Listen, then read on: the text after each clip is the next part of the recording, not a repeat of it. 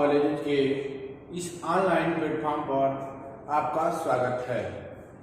आज डीएलएड द्वितीय सेमेस्टर प्रथम प्रश्न पत्र के अंतर्गत वर्तमान भारतीय समाज एवं प्रारंभिक शिक्षा के अंतर्गत शिक्षा की प्रकृति के विषय में अध्ययन करेंगे। आइए चलते हैं हम अपने टॉपिक की ओर। सबसे पहले उद्देश्य क्या है, शिक्षा की प्रकृति के विषय में जानकारी प्राप्त कर सकते हैं कि शिक्षा क्या है, किस प्रकार चलती है, इसके विषय में आज हम अध्ययन करेंगे। सबसे पहला हेडलाइन है शिक्षा की प्रकृति, नेचर ऑफ एजुकेशन। शिक्षा की प्रकृति को विभिन्न शिक्षाविदों ने निम्नलिखित प्रकार के अर्थ किया है। पहला है शिक्षा एक द्विमुखी प्रक्रिया है। शिक्षा एक द्विमुखी प्रक्रिया है। इसके विषय में एडम्स महोदय ने शिक्षा को द्विमुखी प्रक्रिया बताया है। इसमें दो ध्रुवी, एक तरफ शिक्षक दूसरे तरफ छात्र होते हैं। दोनों लोगों की उपस्थिति में शिक्षण कार्य होता है और शिक्षक द्वारा छात्र के व्यवहार में परिवर्तन किया जाता है।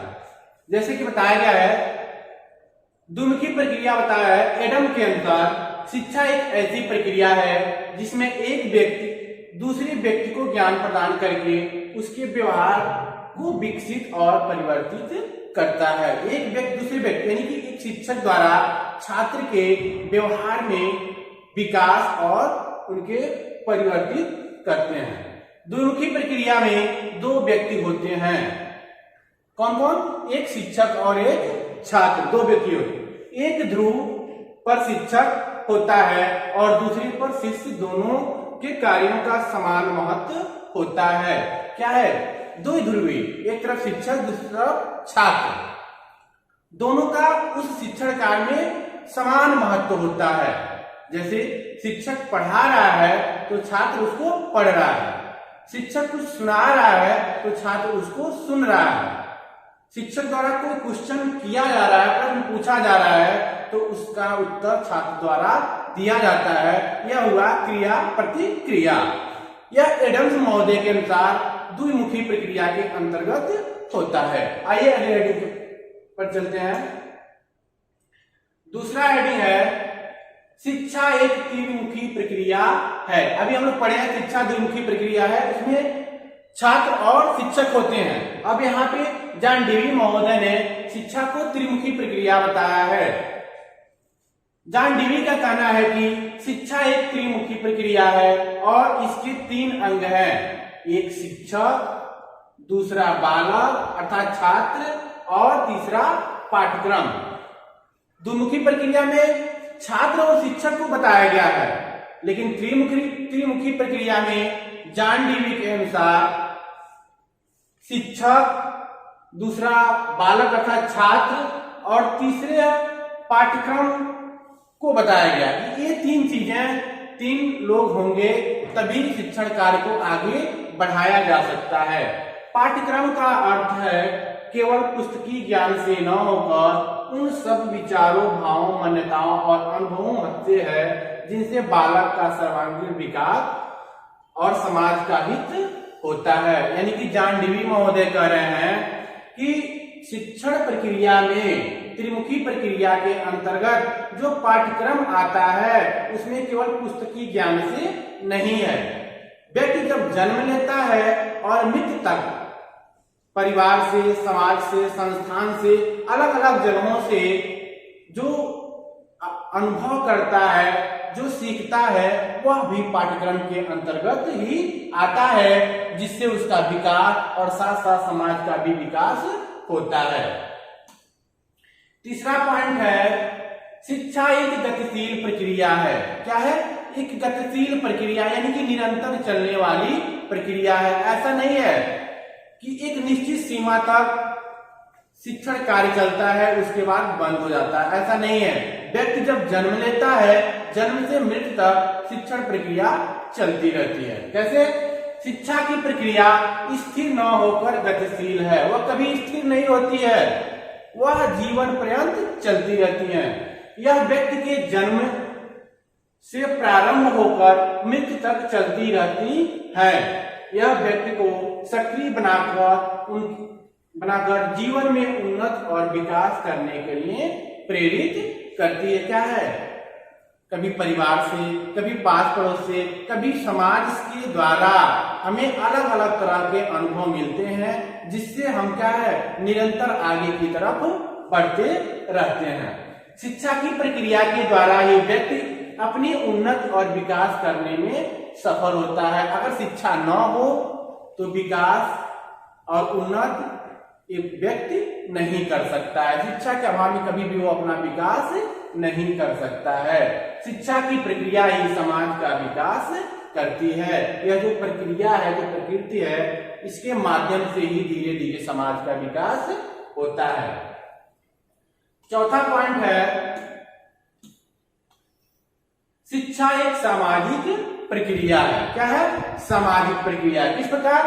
मनुष्य वस्तुतः सामाजिक अंतःक्रिया के द्वारा ही सीखता है।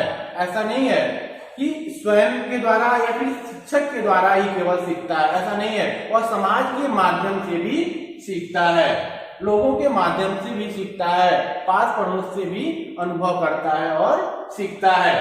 उसकी जन्मजात शक्तियों का विकास और उसके व्यवहार में परिवर्तन सामाजिक पर्यावरण में ही होता है। यानी कि व्यक्ति या बालक कुछ विशेष गुणों के साथ वह जन्म लेता है। उस गुणों का विकास किसमें होता है? समाज में ही होता है। अनुभवों के द्वारा है, अनुभवों के द्वारा ही उनके गुणों का विकास होता है, जो गुण लेकर वो बच्चा जन्म लेता है। समाज में रहकर ही वह भाषा सीखता है एवं विचारों का आदान प्रदान करता है कि हम किस क्षेत्र के निवासी हैं, उस क्षेत्र में कौन सी भाषा बोली जाती है। वह व्यक्ति समाज से ही सीखता है और अपना विकास भी करता है। और हमें बड़ों से किस प्रकार व्यवहार करना चाहिए, किस प्रकार बोलना चाहिए, अपने छोटों के सामने हमें किस प्रकार पेश होना चाहिए, बोलना चाहिए, ये सारी चीजें हमें समाज से सीखने को मिलती है। मनुष्य की पूरी सभ्यता एवं संस्कृति का विकास सामाजिक प्रक्रिया का ही परिणाम है। यानी क्या है? जो हमारे देश की संस्कृति है, हमारी संस्कृति और जो हमारे देश की सभ्यता है, उसके बारे में भी हमें ज्ञान किससे मिलता है? समाज से ही मिलता है। और सामाजिक पर्यावरण का महत्व तो है ही, किंतु इसका एक महत्वपूर्ण साधन है शिक्षा। इन सारी प्रक्रियाओं का एक महत्वपूर्ण साधन है, वो क्या है? शिक्षा है। अगर शिक्षा न हो तो इस सामाजिक प्रक्रिया का विकास नहीं होगा। अगला पॉइंट है 5वें नंबर का, शिक्षा विकास की प्रक्रिया है। विकास की प्रक्रिया यानी कि अगर शिक्षा न हो तो हमारा विकास नहीं हो सकता। शिक्षा के अभाव में मेरा विकास नहीं हो सकता। इसके बारे में बताया जा रहा है कि प्रत्येक बालक कुछ अंशानुगत शक्तियों को साथ लेकर पैदा होता है।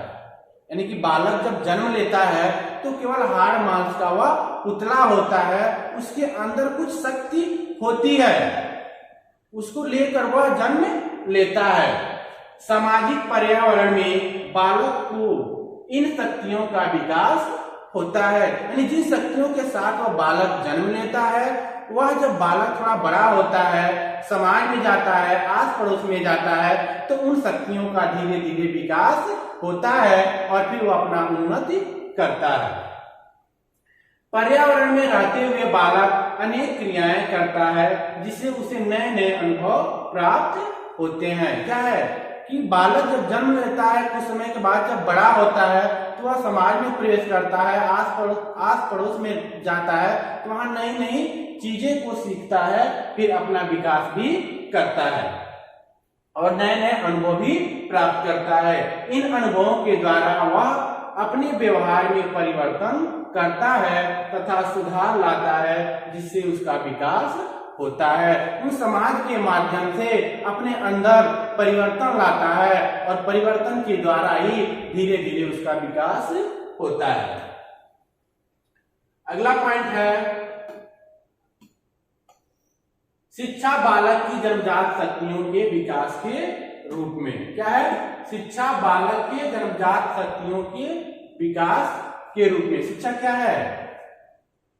शिक्षा बालक के अंदर जन्म के बाद, जन्म के समय जो गुण विद्यमान रहते हैं उसको विकास में अहम भूमिका अदा करती है। कौन? शिक्षा।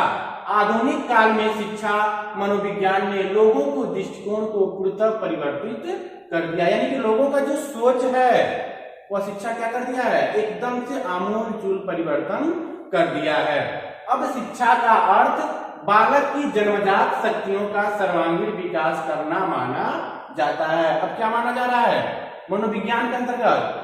कि जो बालक के अंतर्गत जन्मजात जो शक्ति है वह शिक्षा के माध्यम से विकास किया जाता है, ऐसा माना जा रहा है। बालक के मस्तिष्क को बाहरी ज्ञान से फूस कर भरना नहीं है। क्या है?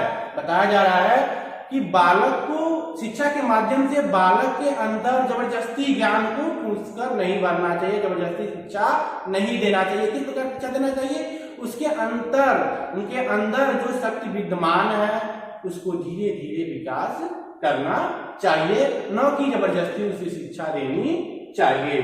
एडिसन महोदय, विद्वान है एडिसन महोदय, बता रहे हैं के शब्दों में शिक्षा वह प्रक्रिया है जिसके द्वारा मनुष्य में निहित उन शक्तियों और गुणों का दिग्दर्शन होता है जिसका ऐसा होना शिक्षा के बिना असंभव है। क्या है? जब व्यक्ति जन्म लेता है तो उस शिक्षा प्रक्रिया के माध्यम से मनुष्य के अंदर, व्यक्ति के अंदर जो शक्ति विद्यमान होता है और जो गुण होते हैं वह शिक्षा के माध्यम से क्या होता है? दिग्दर्शन होता है, दिखाई देता है। अगर शिक्षा न हो तो उसका दिग्दर्शन नहीं हो सकता, उसका विकास नहीं हो सकता। अगला पॉइंट है शिक्षा का अर्थ केवल विद्यालय में, शिक्षा का अर्थ केवल विद्यालय में प्रदान ज्ञान तक सीमित नहीं है। यानी कहने का मतलब क्या है कि विद्वानों ने बता रहे हैं कि शिक्षा का अर्थ केवल यह नहीं कि जो हमें विद्यालय में दी जाती है। शिक्षा का मतलब किससे लगाया जा रहा है कि जब हम जन्म लेते हैं उसके कुछ महीनों के बाद माता पिता, भाई बहन, आस पड़ोस, धीरे धीरे समाज के लोगों के द्वारा जो हम सीखते हैं उसको शिक्षा माना जा रहा है। शिक्षा वास्तव विद्यालय के सीमित दायरे तक सीमित नहीं है। क्या बताया जा रहा है? एक बाउंड्री वाल, एक निश्चित सीमा के अंतर्गत जो शिक्षा दी जाती है, निश्चित पाठ्यक्रम के अंतर्गत जो शिक्षा दी जाती है वह शिक्षा नहीं है। यह तो आजीवन चलने वाली प्रक्रिया है कि मनुष्य जब से जन्म लेता है और जब तक वह मर नहीं जाता है तो वह अलग अलग संस्थानों से, समाज से, पास पड़ोस से जो सीखता है वह शिक्षा है जो जीवन पर्यंत चलती है। मनुष्य अपने प्रत्येक अनुभव से कुछ न कुछ अवश्य सीखता है, यानी वह जहां जहां जाता है परिवार में सीखता है, परिवार से बाहर पड़ोस में, पड़ोस से बाहर समाज में, यानी कि अनेक अनेक जगहों से, अलग अलग जगहों से जो अनुभव करता है वह जो सीखता है वह क्या है? शिक्षा है। वह अपने जीवन में जड़ चेतन जिसके भी संपर्क में आता है उससे वह प्रत्यक्ष अथवा अप्रत्यक्ष रूप से कुछ न कुछ सीखता है, यानी कि अपने जीवन में जो कोई भी आता है उनसे अलग अलग तरीके से अनुभव लेता है और सीखता है। अगला पॉइंट है शिक्षा समायोजन की प्रक्रिया है। क्या है? शिक्षा समायोजन की प्रक्रिया है। व्यक्ति का संतुलित विकास तभी संभव है जब वह अपने वातावरण के साथ समायोजन स्थापित कर ले। क्या है कि जब हम जन्म लेते हैं उसके कुछ महीने के बाद, कुछ सालों के बाद जो हमारा आस पड़ोस है, जो हमारा समाज है, अगर उस समाज में हम मिल जाते हैं, उसके अनुसार अपने आप को ढाल लेते हैं तो मेरा संतुलित रूप से विकास होगा। अगर उसके अकॉर्डिंग, उसके अनुसार हम अपने आप को नहीं ढाल पाते हैं तो मेरा विकास संतुलित रूप से नहीं होगा। यदि व्यक्ति अपने वातावरण के साथ समायोजन स्थापित नहीं कर पाएगा तो वह मानसिक रूप से तनावग्रस्त रहेगा। क्या है? समाज से भिन्न रहेगा, समाज से अलग रहेगा तो उन्हें अनेक प्रकार के टेंशन होंगे जिससे वह तनाव ग्रसित होंगे। वह किसी भी प्रकार के अनुभव प्राप्त नहीं कर सकेंगे। क्यों? जब समाज में वह रहेंगे नहीं, समाज से सीखेंगे ही नहीं, तो उनको अनुभव कहां से प्राप्त होगी? नहीं होगी। शिक्षा बालक को पर्यावरण से समायोजन स्थापित करने योग्य बनाती है। क्या बताया जा रहा है कि शिक्षा के द्वारा ही उस व्यक्ति को समाज में किस प्रकार समायोजन या फिर शामिल होना चाहिए, इसके बारे में शिक्षा द्वारा बताया जाता है। फलस्वरूप वह मानसिक उद्वेगों से बचता हुआ अपना संतुलित विकास कर सकता है। जब वो शिक्षा के माध्यम से अपने आप को समाज में समाहित कर सकता है, समायोजित कर सकता है, तो उसका दिमाग में उद्वेलन नहीं आएगा, टेंशन नहीं आएगा, फिर वो संतुलित रूप से अपना विकास कर सकता है। अगला पॉइंट है, शिक्षा एक निर्देशन की प्रक्रिया है। निर्देशन अर्थात मार्गदर्शन की प्रक्रिया है। शिक्षा के द्वारा हमें बताया जाता है कि हमें कैसे जीवन जीना चाहिए, किस मार्ग पे चलना चाहिए, किस मार्ग पे नहीं चलना चाहिए। यह शिक्षा के माध्यम से भी बताया जा रहा है। शिक्षा को हम एक निर्देशन की प्रक्रिया के रूप में ही समझते हैं।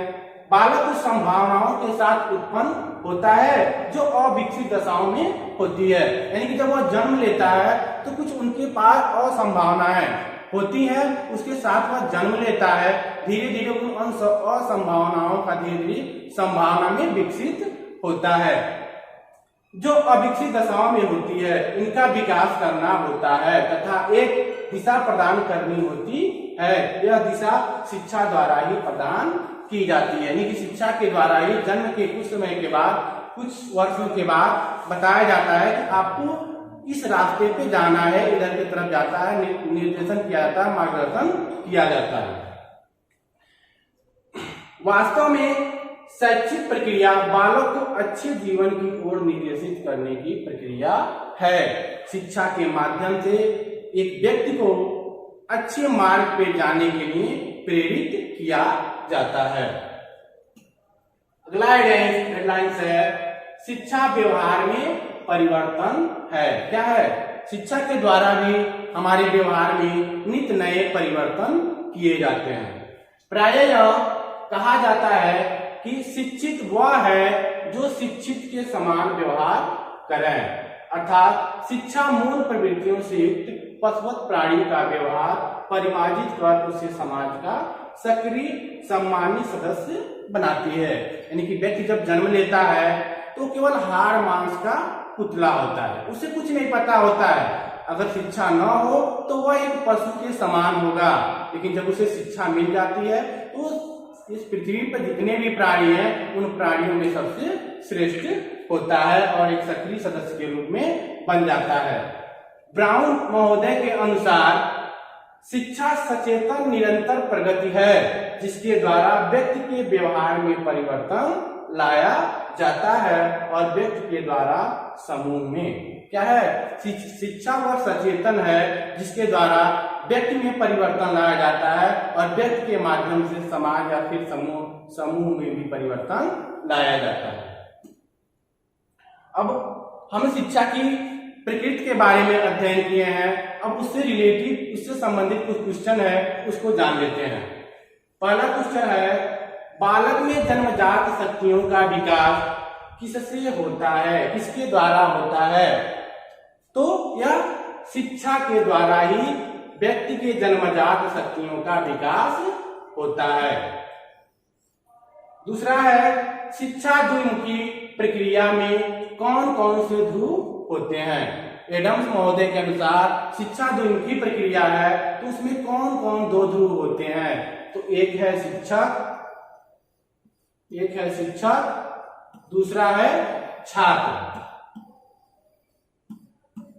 द्विध्रुवी में एक शिक्षक है, दूसरा छात्र है। शिक्षा की त्रिमुखी प्रक्रिया किसके द्वारा दिया गया है? यानी कि यह जॉन डेवी महोदय के अनुसार बताया गया है कि शिक्षा त्रिमुखी प्रक्रिया है। यह कथन जॉन डेवी महोदय का है। धन्यवाद। आज की क्लास यहीं पे समाप्त होते हैं। अगले क्लास में हम आपसे फिर से मिलते हैं।